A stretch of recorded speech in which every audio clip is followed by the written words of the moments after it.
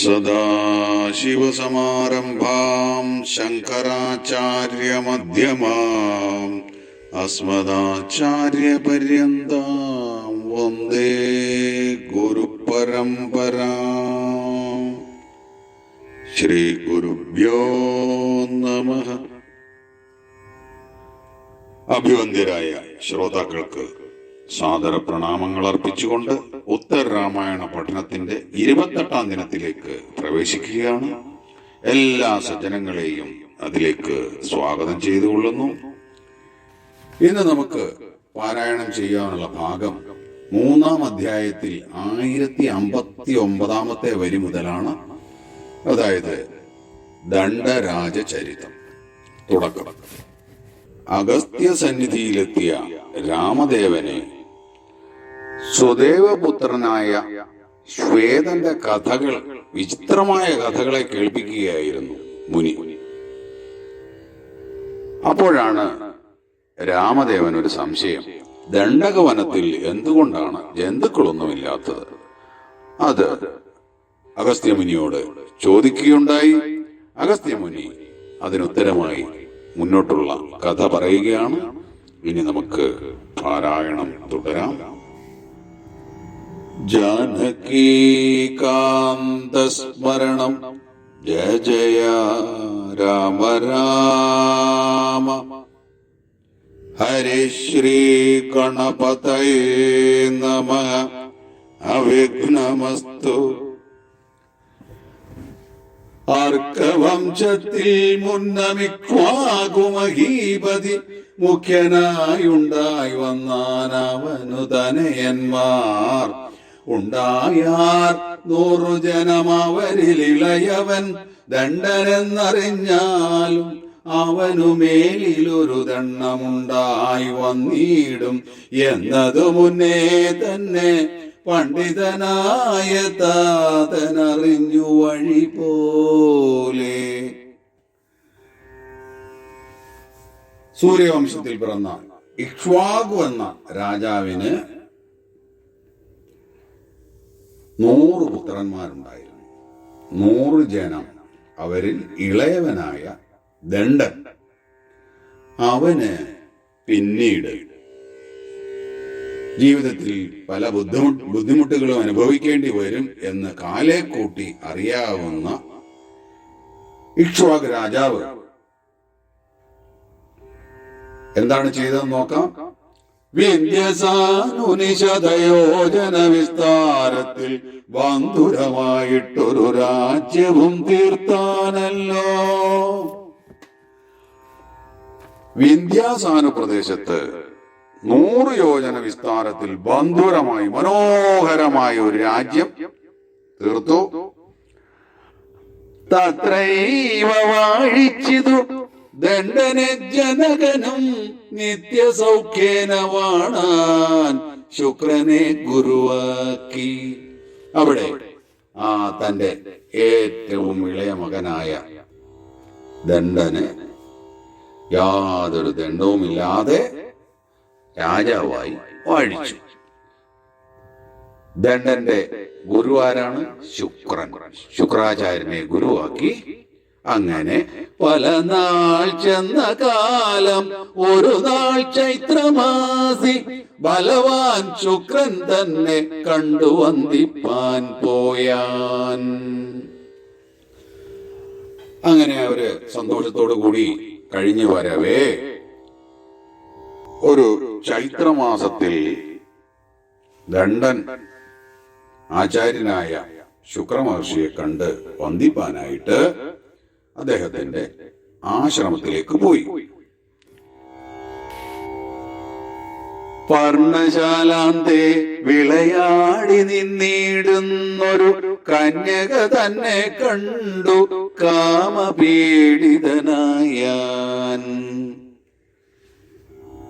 അവിടെ ചെന്നപ്പോൾ ആശ്രമത്തിൽ അതിസുന്ദരിയായ ഒരു കന്യകയെ കണ്ടു. കണ്ട മാത്രയിൽ തന്നെ ഈ ദണ്ഡൻ കാമപീഡിതനായി. കന്യകയോട് നിജ കാക്ഷിതം പറഞ്ഞപ്പോൾ കന്യകദാനം ചൊന്നാളധർമ്മം ചൊല്ലായ്ക നീ. ആ കന്യകയോട് തന്റെ ഇംഗിതം അറിയിച്ചു. അപ്പോൾ അവൾ പറയുകയാണ്, അധർമ്മം പാടില്ല. അധർമ്മത്തെ പറ്റി നീ സംസാരിച്ചു തന്നെ കൂടാ. പിന്നെന്താണ് പറഞ്ഞത്? എന്നോട് ജനകനെ പ്രാർത്ഥിച്ചാൽ നിനക്കവൻ തന്നിടും എന്നെ, എന്നാൽ ഇല്ല വൈഷമ്യമേതും. നീ കൊല്ലാത്ത കാര്യത്തിന് ഒരുങ്ങരുത്. എന്റെ അച്ഛനോട് നിന്റെ ആഗ്രഹം അറിയിച്ചാൽ അദ്ദേഹം സന്തോഷപൂർവം എന്നെ നിനക്ക് തരും.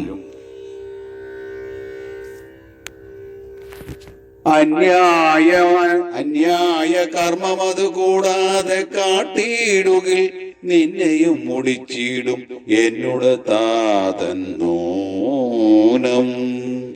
അതല്ല, ഞാൻ പറയുന്നത് കേൾക്കാതെ നീ അന്യായം പ്രവർത്തിക്കാൻ തുടങ്ങിയാൽ എന്റെ അച്ഛൻ നിന്റെ കുലം കൂടെ മുടിക്കും, അതിന് സംശയമില്ല എന്നു കന്യക ചൊന്നതാതറിയാതെ ബലാൽ കന്യക തന്നെ പിടിച്ചുപരോധവും ചെയ്താൻ. കാമഭ്രാന്തനായ, കാമത്താൽ ഭ്രാന്ത് പിടിച്ച് അന്ധനായി തീർന്ന ആ രാജാവ് ഇതൊന്നും ചെവിക്കൊണ്ടില്ല. അവളെ ബലാത്കാരമായി പ്രാപിച്ചു. പിന്നെ തൻ പുറത്തിനു വേഗേന നടകൊണ്ടാൻ കന്യക വിഷണ്ണയായ ആശ്രമോപാന്തേ നിന്നാൾ. പിന്നെ അര നിമിഷം പോലും അവിടെ നിന്നില്ല. നേരെ തന്റെ കൊട്ടാരത്തിലേക്ക് യാത്രയായി. പക്ഷേ ഇവിടെ ആ കന്യക അതീവ വിഷണ്ണയായി ആ ആശ്രമത്തിന്റെ മുറ്റത്ത് നിൽക്കുകയായിരുന്നു. വ്യാകുലം പൂണ്ടു നിൽക്കും പുത്രിയെ കണ്ടു ശുക്രൻ ശോകരോഷേണ പറഞ്ഞിടിനാനതു നേരം. ശുക്രാചാര്യന്റെ പുത്രിയായിരുന്നു. ആ ദുഃഖിതയായ പുത്രിയെ കണ്ടിട്ട് അത്യധികം രോഷത്തോടു കൂടി ശുക്രാചാര്യൻ ഇപ്രകാരം പറഞ്ഞു. ശോകരോഷേണ പറഞ്ഞിടിനാനതു നേരം ദണ്ഡനും പടയും ഭണ്ഡാരവും നാടും വീടും വെണ്ണീറായി പോക പൊടി വർഷിച്ചേഴു ദിനം. ഉടൻ തന്നെ ശാപം കൊടുത്തു കഴിഞ്ഞു. ദണ്ഡനും പടയും ഭണ്ഡാരവും നാടും വീടും എന്ന് വേണ്ട 100 യോജന വിസ്താരമായ ആ രാജ്യം മുഴുവൻ വെണ്ണീറായി പോക പൊടി വർഷിച്ച് അവിടെ മുഴുവനും അങ്ങനെ പൊടി മഴ ഉണ്ടായിട്ട് അതിങ്ങനെ മുഴുവനും നശിച്ചു പോട്ടെ എന്ന് ശാപം കൊടുത്തു. വാപികാതീരസ്ഥലേ വാഴുക മകളെ നീ, താപമുണ്ടായി വരാ പൊടി വർഷത്താലേതും. എന്നിട്ട് മകളോട് പറയുകയാണ്, വാപികാതീരസ്ഥലേ. വാപിക എന്ന് പറയുമ്പം കുളം, തടാകം എന്നൊക്കെ ഉണ്ട് അർത്ഥം. അപ്പം അങ്ങനെയുള്ള ആ തടാകക്കരയിൽ അല്ലെങ്കിൽ കുളക്കരയിൽ നീ തൽക്കാലം താമസിക്കുക. അവിടെ ഈ പൊടിവർഷം കൊണ്ട് കുഴപ്പങ്ങളൊന്നും ഉണ്ടാവില്ല. നാട്ടിൽ വാണിയിടും ദ്വിജതാപസന്മാരെയെല്ലാം നാട്ടിനു പുറത്തൊരു ദേശത്ത് വസിപ്പിച്ചാൻ. ആ ദണ്ഡന്റെ രാജ്യത്ത് വാണിരുന്ന ആ ബ്രാഹ്മണന്മാരെയും താപസന്മാരെയും ഒക്കെ നാട്ടിന് പുറത്തുള്ള ആ ദേശത്ത് കൊണ്ടുപോയി പാർപ്പിച്ചു. താനും നാട്ടിന് പുറത്താ മാറു വാങ്ങിക്കൊണ്ടാൻ വാനവർ കോനും പൊടി വർഷിച്ചിടിനാനല്ലോ. അങ്ങനെ ആകാശത്ത് നിന്നും പൊടിവർഷം ഉണ്ടായി. അദ്ദേഹവും പുറത്തു പോയി, നാട്ടിന്റെ പുറത്തേക്ക് പോയി. അങ്ങനെ ആ പൊടിമഴ അങ്ങനെ 7 ദിവസം തുടർച്ചയായിട്ട് ആ രാജ്യത്ത് വർഷിച്ചുകൊണ്ടിരുന്നു. നഷ്ടമായി ചമഞ്ഞിതു ദണ്ഡനും നാടുമെല്ലാം, പെട്ടെന്നു വനമായി ചമഞ്ഞു ദണ്ഡരാജ്യം. അങ്ങനെ ആ ദണ്ഡന്റെ രാജ്യം മുഴുവനും നഷ്ടമായി. അവിടം ഒരു വനമായിട്ട് കൊടുങ്കാടായിട്ട് മാറി. ദണ്ഡകവനമെന്നു ചൊല്ലും ഇതതിൻ മൂലം ദണ്ഡരാജ്യത്തിലുള്ള ജനങ്ങൾ വസിച്ചേടം ചൊല്ലുന്നു ജനസ്ഥാനമെന്നതു ധരിച്ചാലും ചൊല്ലിരേൻ ദണ്ഡനുട വൃത്താന്തമഖിലവും. അങ്ങനെ ദണ്ഡന്റെ ആ രാജ്യം ദണ്ഡകവനമായി. ദണ്ഡകാരണ്യം ഇത് നമ്മൾ കേട്ടിട്ടുള്ള പദമാണ്. കാരണം ആരണ്യകാണ്ഡത്തിൽ നമ്മൾ പാരായണം ചെയ്ത് പഠിച്ച ഭാഗമാണ്. ദണ്ഡകവനത്തിന്റെ അധിപതിമാരായിട്ട് കഴിഞ്ഞവരായിരുന്നു ഖര, ദൂഷണ, ത്രിശിരാക്കൾ, ഈ 3 സഹോദരന്മാര്. അവരുടെ ആ സഹോദരിയായ ശൂർപ്പണഖ അവിടെ ഇങ്ങനെ സ്വൈരവിഹാരം ചെയ്തുകൊണ്ടിരുന്നപ്പോൾ, അതായത് ജനസ്ഥാനം എന്ന് പറയപ്പെടുന്നു, അതായത് ദണ്ഡന്റെ രാജ്യത്ത് ജനങ്ങൾ വസിച്ചിരുന്ന സ്ഥാനമാണ്. അതുകൊണ്ടാണ് ജനസ്ഥാനം എന്ന പേര് അവിടെ കിട്ടിയതെന്നാണ് പറയുന്നത്. അപ്പോൾ അങ്ങനെ സ്വൈരവിഹാരം ചെയ്തുകൊണ്ടിരുന്നപ്പോഴാണല്ലോ രാമദേവന്റെ ആശ്രമത്തിലെത്തിയതും രാമലക്ഷ്മണന്മാരെ ശൂർപ്പണഖ കാമിച്ചതും അവളുടെ മൂക്കും മുലയും മറ്റും ലക്ഷ്മണകുമാരൻ ഛേദിക്കുകയുണ്ടായതും ഒക്കെ ആ കഥ നമ്മൾ പാരായണം ചെയ്തു കഴിഞ്ഞു. അതിനുശേഷമാണല്ലോ ഈ മുന്നോട്ട് രാവണൻ മാരീചനെ പറഞ്ഞു വിട്ടതും പിന്നീട് സീതാഭരണവും ഒക്കെ. അപ്പൊ ആ ദണ്ഡകാരണ്യത്തിന്റെ കഥയാണ് ഇവിടെ ഇപ്പൊ പറയുന്നത്. സന്ധ്യാവന്ദനത്തിനു കാലവും അടുത്തിതു, സന്തോഷം കൊണ്ടു കാലം പോയതോർത്തിലയല്ലോ. ഓ, നേരം വൈകി, സന്ധ്യാവന്ദനത്തിന് കാലമായി, നിന്നെ കണ്ടതുകൊണ്ടുള്ള ആ സന്തോഷം കൊണ്ട് സമയം പോയത് അറിഞ്ഞില്ല എന്ന് മുനി പറയുകയുണ്ടായി. പല മൂലാദികളും ഭുജിച്ചു രാത്രോ മുനി പല വൃത്താന്തങ്ങളും പറഞ്ഞു കേൾപ്പിച്ചപ്പോൾ മാർത്താണ്ഡോദയം കണ്ടു സന്ധ്യാനുഷ്ഠാനം ചെയ്തു പാർത്ഥിവനഗസ്ത്യപാദാംബുജം വണങ്ങിനാൻ. അങ്ങനെ രാമദേവൻ അഗസ്ത്യമുനിയുടെ അതിഥിയായി ആ രാത്രി അവിടെ കഴിച്ചു. മാർത്താണ്ഡോദയം കണ്ട് നേരം വെളുത്തു, സന്ധ്യാവന്ദനമൊക്കെ ചെയ്ത് പാർത്ഥിവൻ, ആ രാജാവ് രാമദേവൻ, അഗസ്ത്യപാദാംബുജം നമസ്കരിച്ച് യാത്രയുമയപ്പിച്ചു പുഷ്പകം കരയേറി പേർത്തു വന്ന അയോധ്യ ബുക്കിടിനാൻ നൃപേന്ദ്രനും. പുഷ്പക വിമാനത്തിൽ കയറി അഗസ്ത്യമുനി അവരെ യാത്രയാക്കി. അങ്ങനെ അയോധ്യയിൽ തിരിച്ചെത്തി. കൈകേയി പുത്രനെയും സുമിത്രാസുതനെയും വൈകാതെ താൻ പോയ വൃത്താന്തങ്ങൾ കേൾപ്പിച്ചുടൻ ധന്യന്മാരാകും അനുജന്മാരോടവനീശൻ പിന്നെയും ഗാഠഗാഠം പുണർന്നു ചൊല്ലിടിനാൻ. താൻ പോയ ദിക്കിലുണ്ടായ കഥകളൊക്കെ, ഉണ്ടായ ചരിത്രങ്ങളൊക്കെ ജ്യേഷ്ഠൻ അനുജന്മാരെയൊക്കെ പറഞ്ഞു കേൾപ്പിച്ചു. ആ സഹോദര സ്നേഹം എത്രക്കുണ്ടെന്നാണ് ഇവിടെ വീണ്ടും വീണ്ടും ആ അനുജന്മാരെ ഗാഠഗാഠം പുണർന്ന് ആ കാര്യങ്ങളൊക്കെ പറഞ്ഞു എന്നാണ് പറഞ്ഞു നിർത്തിയത്. ഇനി അശ്വമേധ മഹാത്മ്യമാണ്. അശ്വമേധയാഗം. നിങ്ങളെന്നാത്മാവായതില്ല സംശയമേതും, നിങ്ങൾക്കു വേണ്ടി തന്നെ രാജ്യവും പാലിക്കുന്നേൻ.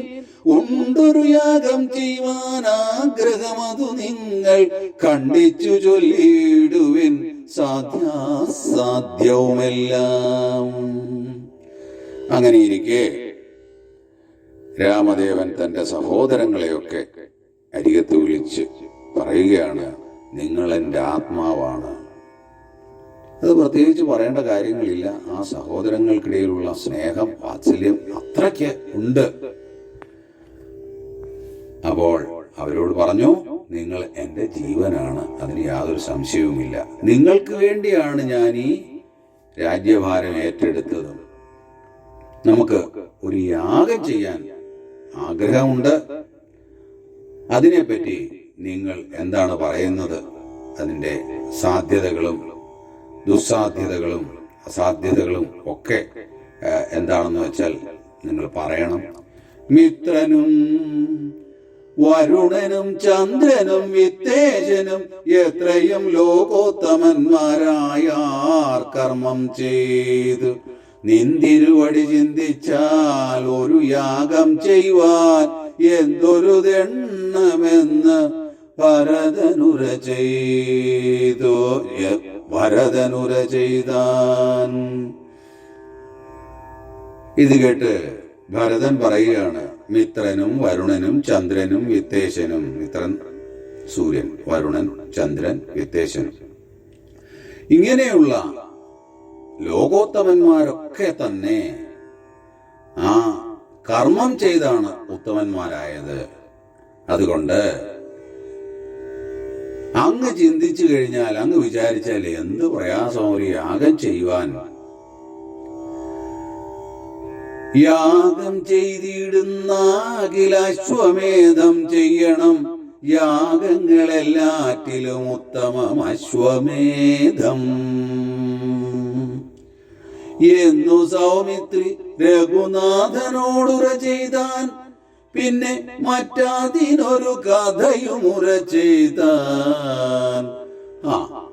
അത് കേട്ട് നിന്ന ലക്ഷ്മണൻ എന്താ പറഞ്ഞത്? യാഗം ചെയ്യാൻ അങ്ങ് ആഗ്രഹിക്കുന്നു എങ്കിൽ അശ്വമേധയാഗം തന്നെ ചെയ്യണം. എല്ലാ യാഗങ്ങളിലും ഏറ്റവും ഉത്തമമാണ് അശ്വമേധം. അതിനൊരു കഥയും പറഞ്ഞു. മുന്നമുണ്ടായതൊരു ദൈത്യേന്ദ്രൻ വൃത്രാഭിധൻ 300 യോജനയുണ്ട് ഉന്നതമുടൽ, അതിൻ വണ്ണവും 3 കണ്ടോളം ഭയങ്കരൻ. പണ്ട് വൃത്രൻ എന്ന പേരുള്ള വൃത്രാഭിധൻ ഒരു ദൈത്യേന്ദ്രൻ ഉണ്ടായിരുന്നു. അസുരൻ ഉണ്ടായിരുന്നു, വൃത്രാസുരൻ. അവന്റെ നീളം എത്രയാണെന്ന് അറിയാമോ? 300 യോജന ഉയരം. പിന്നെ വണ്ണം അതിന്റെ 3/1 അതായത് 100 യോജന വണ്ണമുണ്ട്. അതിഭയങ്കരനാണ്. വണ്ണവും 3 കണ്ടോളം ഭയങ്കരം ദണ്ണമെന്നിയേ ശത്രുവിജയം ലഭിപ്പാനായി ഉഗ്രമാം വണ്ണം അവൻ തപസ്സു തുടങ്ങിനാൻ. വ്യഗ്രിച്ചു മറഞ്ഞിതു വാസവനതിനാലേ.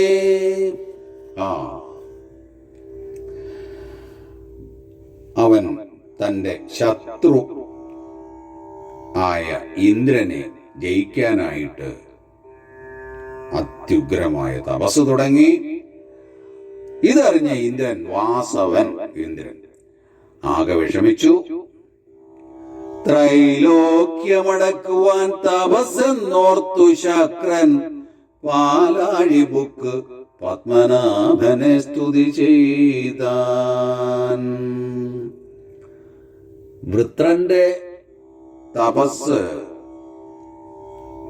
ഭൂമിയും സ്വർഗവും പാതാളവും ഒക്കെ അടക്കാൻ വേണ്ടിയിട്ടാണെന്ന് വൃത്രാസുരൻ ഇന്ദ്രൻ ശങ്കിച്ചു.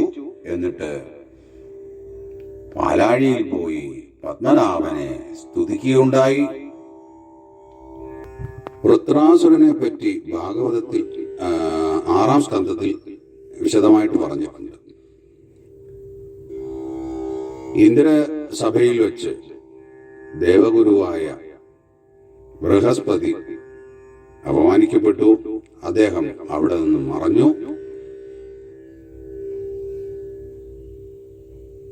ആ സമയത്ത് അസുരന്മാരുടെ ആക്രമണം ഉണ്ടായി.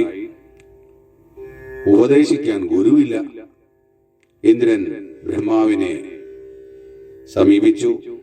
ബ്രഹ്മാവ് ഒരു ഉപായം പറഞ്ഞു കൊടുത്തു. നീ പോയി ത്വഷ്ടാവിന്റെ പുത്രനായ വിശ്വരൂപനെ താൽക്കാലികമായിട്ട് ഗുരുവാക്കി വാഴിക്കുക. അങ്ങനെ അദ്ദേഹത്തെ ഗുരുവാക്കി. അദ്ദേഹം ഉപദേശിച്ചു കൊടുത്തതാണ് നാരായണ കവചം. ഇന്ദ്രൻ ആ യുദ്ധമൊക്കെ കഴിഞ്ഞു. അത് കഴിഞ്ഞ് യാഗം മറ്റും നടത്തി എന്നാണ് എനിക്ക് തോന്നുന്നത്. വിശദമായിട്ട് എന്തായാലും ഇപ്പോൾ ഓർമ്മയിൽ നിന്ന് പറയുകയാണ്. അതിന്റെ പ്രസാദം, യജ്ഞപ്രസാദം കൊടുക്കുന്ന വഴിക്ക് അമ്മ വഴിയിൽ ദൈത്യനാണല്ലോ വിശ്വരൂപൻ. അപ്പോ അവരുടെ ആൾക്കാർക്കും ഈ പ്രസാദം കൊടുത്തത് ഇന്ദ്രന് സഹിച്ചില്ല. അപ്പോ ഇന്ദ്രൻ വിശ്വരൂപനെ വധിച്ചു. അപ്പോ ഒരു കാര്യം ഇന്ദ്രൻ ചെയ്തത് ബൃഹസ്പതിയെ അവമാനിച്ചു വിട്ടു. രണ്ടാമത് താൽക്കാലിക ഗുരുവായിട്ട് അവരോധിച്ച വിശ്വരൂപനെ വധിക്കുകയും ചെയ്തു. വിശ്വരൂപൻ ത്വഷ്ടാവിന്റെ മകനാണ്. ഇതറിഞ്ഞ ത്വഷ്ടാവ് ഇന്ദ്രനെ വധിക്കാനായിട്ട് തനിക്കൊരു പുത്രൻ ഉണ്ടാകണമെന്നും പറഞ്ഞ് അത്യുഗ്രമായ ഒരു യജ്ഞം നടത്തി. അതിൽ നിന്നും ഉണ്ടായതാണ് ഈ വൃത്രാസുരൻ. അതിശക്തനാണ്, എന്നാൽ തികഞ്ഞ വിഷ്ണു ഭക്തനുമാണ്. ആ വൃത്രാസുരനാണ് ഇപ്പോൾ തപസ് ചെയ്തുകൊണ്ടിരിക്കുന്ന കാര്യം ഇന്ദ്രൻ അറിയുകയും അത് തന്നെ വധിക്കാനാണെന്ന് അറിയുകയും ചെയ്യും. അതിനാണിപ്പോൾ മഹാവിഷ്ണുവിനെ സ്തുതിക്കാനായിട്ട് ഇന്ദ്രൻ പോയിരിക്കുന്നത്. യോഗനിദ്രയും ഉണർന്നരുളി ചെയ്തു നാഥൻ, നാഗനായകൻ എന്തു സങ്കടമെന്നീ വണ്ണം വൃത്രനാമസുരനെ നിഗ്രഹിച്ചമരന്മാർ കാത്തൽ തീർത്തരുളെന്നു ദേവേന്ദ്രൻ ഉണർത്തിച്ചാൻ. ഭഗവാൻ യോഗനിദ്രയിൽ നിന്ന് ഉണർന്നു. ദേവേന്ദ്രനോട് ചോദിച്ചു, നീക്കെന്താണ് സങ്കടം? അപ്പോൾ ദേവേന്ദ്രൻ പറയുകയാണ്, അങ്ങ് വൃത്രാസുരനെ വധിച്ച് ദേവന്മാരെ രക്ഷിക്കണം. ഭക്തനാം അവനെ ഞാൻ കൊൽകയിൽ എന്റെ ശക്തിയ യുദ്ധം ചെയ്താസുരനെ നിഗ്രഹിച്ചാലും ഭവാൻ. ഭഗവാൻ പറയുകയാണ്, എന്റെ ഭക്തനാണ് വൃത്രാസുരൻ, അവനെ ഞാൻ വധിക്കില്ല. എങ്കിലും അതിനൊരു വഴി പറയാം. താപസനായ ദധീജി തന്നോട് അസ്ഥി വാങ്ങി ശോഭിച്ച വജ്രം വിശ്വകർമ്മണ തീർപ്പിക്ക നീ. വജ്രം കൊണ്ട് അസുരനെ നിഗ്രഹിക്കുകയും ചെയ്യാം. വിജ്വരനായി സ്വർഗം പൊക്കുവാഴുക ഭവാൻ. മഹർഷിയായ ദധീജി അദ്ദേഹത്തോട് പോയി അദ്ദേഹത്തിന്റെ അസ്ഥി ചോദിച്ചു വാങ്ങുക. തീർച്ചയായിട്ടും അദ്ദേഹം അത് തരും. ചിലയിടത്ത് പറഞ്ഞു അദ്ദേഹത്തിന്റെ ഒരു പാർശ്വത്തെയെല്ലാണ് വാങ്ങിയതെന്ന്. ചില ദിക്കിൽ പറയുന്നുണ്ട് നട്ടല് തന്നെയാണ്. എന്തായാലും അദ്ദേഹത്തിൽ നിന്ന് അദ്ദേഹത്തിന്റെ അസ്ഥി ചോദിച്ചു വാങ്ങി.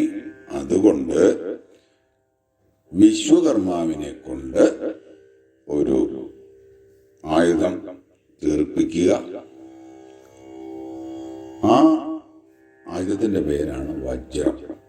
വജ്രായുധധാരിയാണല്ലോ ദേവേന്ദ്രൻ. ആ വജ്രം കൊണ്ട് വൃത്രാസുരനെ നിനക്ക് നിഗ്രഹിക്കാം. വിജ്വരനായി സ്വർഗം പൊക്കുവാഴുക നീ. യാതൊരു കുഴപ്പവുമില്ലാതെ, വിഷമവുമില്ലാതെ, സങ്കടമില്ലാതെ സ്വർഗത്തെ ഭരിക്കുക. ഇന്ദ്രനോടേവമരുൾ ചെയ്തയച്ചോരു ശേഷം ഇന്ദിരാപതി യോഗ നിദ്രയും തുടങ്ങിനാൻ. ഇന്ദ്രനെ സമാധാനിപ്പിച്ചയച്ചു. ഭഗവാൻ വീണ്ടും യോഗനിദ്രയിൽ ആണ്ടു. വൃത്രനെ നാരായണൻ അരുൾ ചെയ്തതുപോലെ സൂത്രമായ യുദ്ധം ചെയ്തു നിഗ്രഹിക്കുകയും ചെയ്ത. അങ്ങനെ ഭഗവാൻ പറഞ്ഞതനുസരിച്ച് വൃത്രൻ ആ വജ്രം കൊണ്ട് വൃത്രാസുരനെ നിഗ്രഹിച്ചു. സൂത്രാമ ഇന്ദ്രന്റെ മറ്റൊരു പേരാണ്. നിത്യവും ബ്രഹ്മഹത്യാപാപത്താൽ മഹേന്ദ്രനും നിദ്രാഹാരാദികളും വശമില്ലാതെയായി. വൃത്രനെ വധിച്ചതിന്റെ മറ്റൊരു പാപം കൂടി ഇന്ദ്രനെ ഏൽക്കുകയുണ്ടായി. ഉറക്കവും ആഹാരവും ഒന്നുമില്ലാതെ ഇങ്ങനെ അലഞ്ഞു തിരിഞ്ഞ് നടക്കാൻ തുടങ്ങി. വൃന്ദാരകന്മാർ മുരിമാരുമായോർത്തു കൽപ്പിച്ച് ഇന്ദ്രനെ കൊണ്ടു വാജിമേധവും ചെയ്യിപ്പിച്ചാർ. അങ്ങനെ ഇന്ദ്രനെ വീണ്ടും പൂർവസ്ഥിതിയിലേക്ക് കൊണ്ടുവരാനായി ദേവന്മാരും മുനിമാരുമെല്ലാം കൂടെ ആലോചിച്ച് ഒരു തീരുമാനത്തിലെത്തി. എന്താണെന്നത്? വാജിമേധം, അശ്വമേധയാഗം ചെയ്യിക്കുക. അപ്പൊ ഇവിടെ ലക്ഷ്മണൻ ആ കഥ പറയുകയാണ്. അശ്വമേധത്തിന്റെ പ്രസക്തി, അതിൻ്റെ ഏറ്റവും ഉത്തമമായ ഫലങ്ങളെപ്പറ്റി പറയുകയാണ്. നാരികൾ രജസ്വലയായിരിക്കുന്നിടത്തും നീരിലെ നുരയിലും ബ്രഹ്മഘാതകങ്കലും ചോതു സന്തതം പൊരുതിയിടുന്ന നരങ്കലും പാതകം നാലിടത്തും പകത്തു നൽകിയിടിന. അശ്വമേധയാഗം നടത്തിയതിനു ശേഷം ആ ഇന്ദ്രന്റെ പാപക്കറകൾ 4 പകുത്തു കൊടുത്തു. ഒന്ന്, നാരികൾ രജസ്വലയായിരിക്കുന്ന സമയത്ത് അവരിൽ ഉണ്ടാകുമെന്നും നീരിലെ നുരയിൽ വെള്ളത്തിലെ പതയിലുണ്ടാകുമെന്നും പിന്നെ ബ്രഹ്മഘാതകങ്ങൾ ബ്രാഹ്മണന്മാരെ വധിക്കുന്നവരിൽ ഉണ്ടാകുമെന്നും ചൂത് കളിക്കുന്നവരിൽ ഉണ്ടാകുമെന്നും അങ്ങനെ ആ ഇന്ദ്രന്റെ പാപക്കറ മാറി. ഇന്ദ്രനും വിശുദ്ധമായി വന്നിതു ദുരലോകം നന്നേറ്റമശ്വമേധം മറ്റുള്ള യാഗങ്ങളിൽ. ഈ അശ്വമേധയാഗം കൊണ്ടാണ് ഇന്ദ്രൻ ശുദ്ധനായി തീർന്നത്.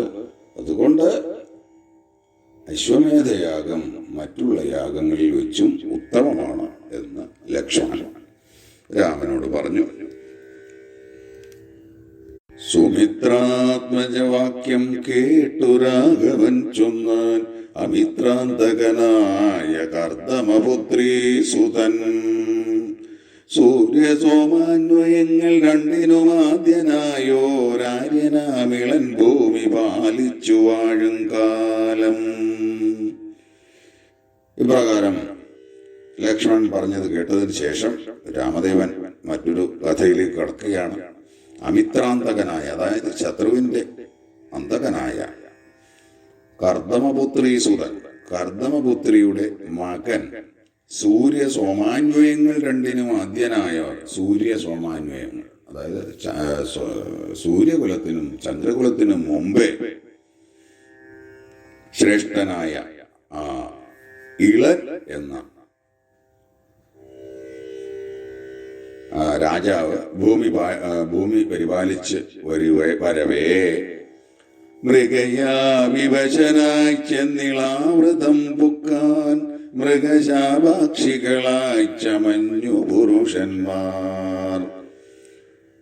നായാട്ടിനായിട്ട് ഇളാവൃതം എന്ന സ്ഥലത്തെത്തി അവിടെ ചെല്ലുന്ന പുരുഷന്മാരൊക്കെ സ്ത്രീകളായി പോകും എന്ന ഒരു ശാപം കിട്ടിയ സ്ഥലമാണ് അവിടെ. അപ്പൊ അങ്ങനെ അവിടെ ചെന്നപ്പോൾ നൃപതി താനും ഒരു വനിതയായാനല്ലോ വിപിനാന്തരങ്ങളിൽ സഞ്ചരിച്ചിടും നേരം. നൃപതി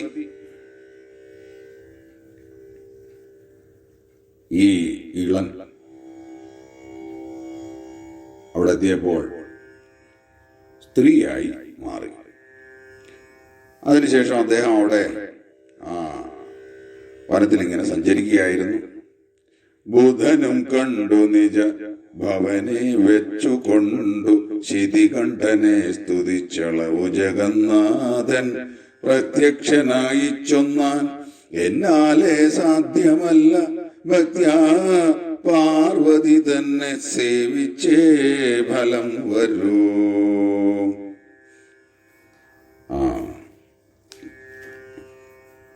ഈ സ്ത്രീയായി മാറിയ ഇളയെ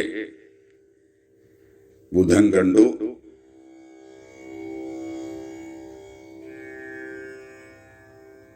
നിജഭവനെ വെച്ചുകൊണ്ടു അദ്ദേഹം കൂട്ടിക്കൊണ്ടു പോയി കാണും. എന്നിട്ട് ശിതികണ്ഠനെ സ്തുതിച്ചു, പരമശിവനെ സ്തുതിച്ചു. അപ്പോൾ ഭഗവാൻ പ്രത്യക്ഷനായിട്ട് പറയുകയാണ്, എന്നെ കൊണ്ട് ഈ ശാപം തീർക്കാൻ സാധ്യമല്ല. പാർവതിയെ പോയി സേവിച്ചുകൊള്ളുക എന്നരുൾ ചെയ്ത ശേഷം ഈശ്വരി തന്നെ ചെന്ന് വന്ദിച്ചു സേവിച്ചപ്പോൾ അരുളി ചെയ്തു ദേവി, ഞാനിക പാതിവരം തരുവൻ മഹാദേവൻ താൻ അനുഗ്രഹിക്കണം പാതിയുമെന്നേ വരൂ.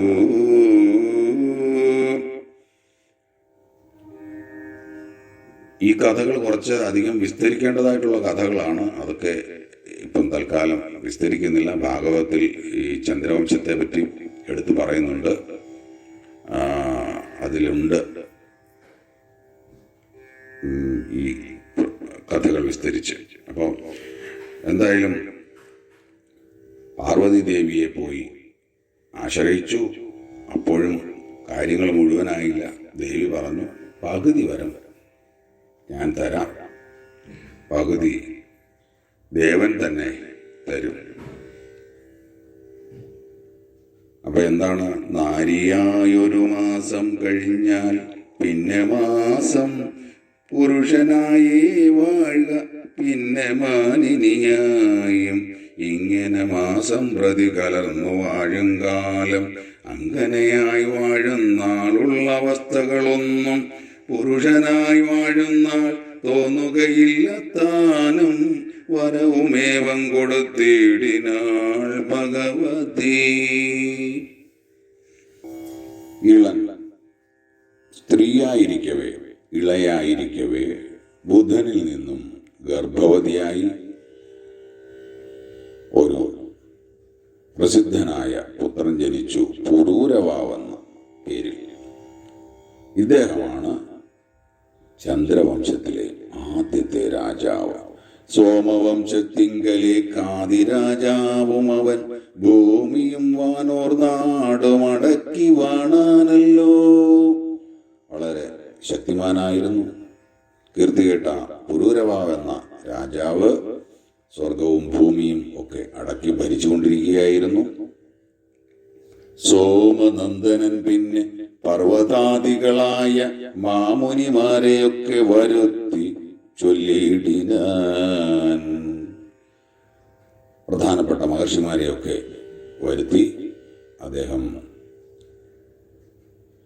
അവരോട് പറഞ്ഞു, ശങ്കരശാപത്തിനാൽ ഇളനാ നൃപേന്ദ്രനും സങ്കടമുണ്ടായതു തീർക്കണം നിങ്ങളെന്ന് മേദിനീശ്വരനെ കൊണ്ട് അശ്വമേധവും ചെയ്യിച്ചു. ഭൂദേശപ്രസാദവും വരുത്തി മുനീന്ദ്രന്മാർ. ഇളനായിരിക്കുന്ന നൃപതിക്കുണ്ടായ ശാപമോക്ഷം, ആ ശാപത്തിന്റെ സങ്കട നിവർത്തി വരുത്തണം എന്ന് അവരോട് പറഞ്ഞു. അപ്പൊ മുനീന്ദ്രന്മാരെന്താണ് പറഞ്ഞത്? അശ്വമേധൻ യാഗം ചെയ്യിക്കണം, അശ്വമേധയാഗം ചെയ്യിക്കണം. അങ്ങനെ അശ്വമേധയാഗം ചെയ്യിച്ച് ശങ്കരപ്രസാദം വരുത്തി ആ ശാപത്തിൽ നിന്നും ഇളനെ രക്ഷിച്ചത്. അപ്പൊ ഈ അശ്വമേധയാഗത്തിന്റെ പ്രസക്തിയാണ് ഇവിടെയും പറയുന്നത്. ഭൂപതി അപവൃത സ്നാനവും കഴിച്ചിതു താപസന്മാരും പ്രീതി പൂണ്ടെഴുന്നള്ളിടിനാൻ. യാഗാനന്തരം അപവൃത സ്നാനമൊക്കെ കഴിച്ച്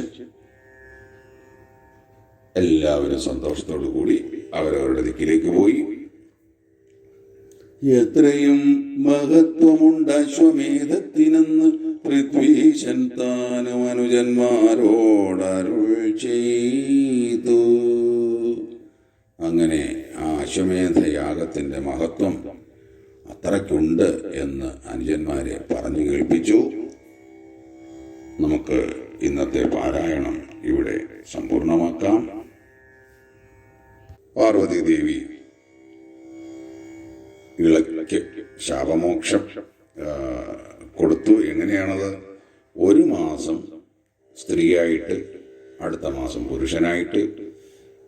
സ്ത്രീയായിരിക്കുമ്പോഴുള്ള അവസ്ഥകളൊന്നും പുരുഷനായിരിക്കുമ്പോൾ ഓർമ്മയുണ്ടാവില്ല. അങ്ങനെ ഒരു ചെറിയൊരു ഇളവ് കിട്ടി ഇളയ്ക്ക്. ഗർഭവുമുണ്ടായി വന്നു ബുദ്ധബീജത്താൽ. അപ്പോൾ അർഭകൻ പുരൂരവാവുണ്ടായാൻ പ്രസിദ്ധനായി. ബുധനിൽ നിന്നും ഇളയ്ക്ക് ഗർഭമുണ്ടായി. അതിൽ പുരൂരവാവെന്ന പ്രസിദ്ധനായ ഒരു പുത്രൻ ജനിച്ചു. ബുധൻ ചന്ദ്രന്റെ പുത്രനാണല്ലോ. അപ്പോൾ ഈ പുരൂരവാവാണ് ചന്ദ്രവംശത്തിലെ ആദിരാജാവ്. സോമവംശത്തിങ്കലെ കാതിരാജാവും അവൻ. ഭൂമിയും വാനോർ നാടുമടക്കി വാണാനല്ലോ. അങ്ങനെ വളരെ പ്രസിദ്ധനായ പുരൂരവാവ് ഭൂമിയും സ്വർഗവുമൊക്കെ അടക്കി വാണു. സോമനന്ദനൻ പിന്നെ പർവ്വതാദികളായ മാമുനിമാരെയൊക്കെ വരുത്തി ചൊല്ലിയിടിനാൻ. സോമനന്ദനൻ ബുധൻ, അദ്ദേഹം പ്രധാനപ്പെട്ട മഹർഷിമാരെയൊക്കെ വരുത്തി ഈ ഇളയ്ക്ക് ഈ ശാപമോക്ഷം ഇങ്ങനെ ഒരു മാസം പുരുഷൻ ഒരു മാസം സ്ത്രീ ഇങ്ങനെ കഴിയാൻ പറ്റില്ലല്ലോ. അതിനെന്തെങ്കിലും ഒരു ശാശ്വത പരിഹാരം വേണം എന്ന് ചിന്തിച്ച് മാമുനിമാരെയൊക്കെ വരുത്തി. ശങ്കരശാപത്താൽ ഇളനാനൃപേന്ദ്രനും സങ്കടമുണ്ടായത് തീർക്കണം നിങ്ങളെന്ന് മേദിനീശ്വരനെ കൊണ്ടശ്വമേധം ചെയ്യിച്ചു. ഭൂതേശപ്രസാദവും വരുത്തി മുനീന്ദ്രന്മാർ. ഈ പരമശിവന്റെ ശാപം എങ്ങനെയെങ്കിലും ഇളൻ എന്ന ഇളനും ഇളയുമായിട്ട് ഇങ്ങനെ മാറിക്കൊണ്ടിരിക്കുകയാണല്ലോ. ഇളൻ എന്ന രാജാവിന്റെ മേൽ ഏറ്റിട്ടുള്ള ആ ശാപം എങ്ങനെയെങ്കിലും തീർക്കണമെന്ന് മഹർഷിമാരോട് പറഞ്ഞപ്പോൾ അവർ അദ്ദേഹത്തെ കൊണ്ട് അശ്വമേധയാഗമാണ് ചെയ്യിച്ചത്. അങ്ങനെ ആ പരമശിവൻ പ്രത്യക്ഷപ്പെട്ട് അവരെ അനുഗ്രഹിച്ചു. ആശുഭൂപതിക്ക് മോക്ഷം കൊടുത്തരുളിനാൻ. ഈശനും പ്രസാദിച്ചു വരവും നൽകിയിട്ടിനാൻ. ഭഗവാൻ പ്രസാദിച്ച് ആ ശാപത്തിൽ നിന്ന് മുക്തി കൊടുത്തു. ഭൂപതി അവഭൃത സ്നാനവും കഴിച്ചിതു താപസന്മാരും പ്രീതി പൂണ്ടെഴുന്നള്ളിടിനാൻ. അങ്ങനെ ആ അശ്വമേധയാഗാനന്തരം അവഭൃത സ്നാനവും ഒക്കെ കഴിച്ച് അവരവർ വന്ന മുനിമാരൊക്കെ അവരവരുടെ ദിക്കിലേക്ക് പോയി. ഇവിടെ അശ്വമേധയാഗമാണ് നടത്തേണ്ടത് എന്നതിന് സപ്പോർട്ടായിട്ട് മറ്റൊരു കഥ കൂടി വിവരിക്കുകയാണ് ഉണ്ടായത്. എത്രയും മഹത്വമുണ്ട് അശ്വമേധത്തിനെന്ന് പൃഥ്വീശൻ താനും അനുജന്മാരോടരുൾ ചെയ്തു. അങ്ങനെ ആ അശ്വമേധയാഗത്തിന്റെ മഹത്വത്തെ പറ്റി അനുജന്മാരെ വീണ്ടും കേൾപ്പിച്ചു. ഇനി അശ്വമേധയാഗം തുടങ്ങുകയാണ്. നമുക്ക് അത് അടുത്ത ദിവസം പാരായണം ചെയ്ത് പഠിക്കാം. എല്ലാ സജ്ജനങ്ങളെയും എൻ്റെ പ്രണാമങ്ങൾ ഒരിക്കൽ കൂടി അറിയിച്ചുകൊണ്ട് ഇന്നത്തെ പഠനം ഇവിടെ സമ്പൂർണ്ണമാക്കുകയാണ്. ജാനകീകാന്തസ്മരണം ജയ ജയ രാമ രാമ. ജയ ഗുരു. ഓം പൂർണ്ണമദഃ പൂർണ്ണമിദം പൂർണ്ണാത് പൂർണ്ണമുദച്യത്തെ പൂർണ്ണസ്യ പൂർണ്ണമാദായ പൂർണ്ണമേവാവശിഷ്യത്തെ. ഓം ശാന്തി ശാന്തി ശാന്തി.